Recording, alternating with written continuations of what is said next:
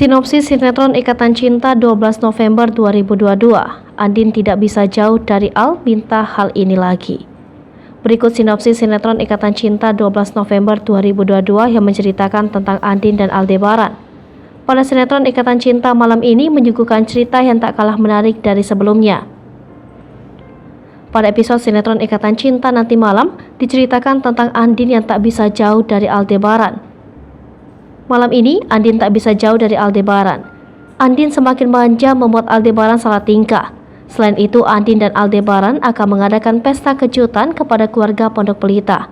Pesta ini untuk memberitahu kalau Aldebaran dan Andin akan siap menyambut anak ketiga dalam perut Andin, dan juga memberitahu soal ingatan Aldebaran yang sudah pulih seutuhnya.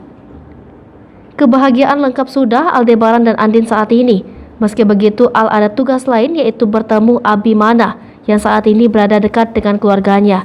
Karena dengan Aldebaran yang ingat semua masa lalunya pun langsung mengingat siapa Abimana. Abimana, teman lama Aldebaran, ternyata pernah membuat Al marah. Kelicikan Abimana sempat membuat keluarganya hancur dan Abimana sempat membuat papanya sakit.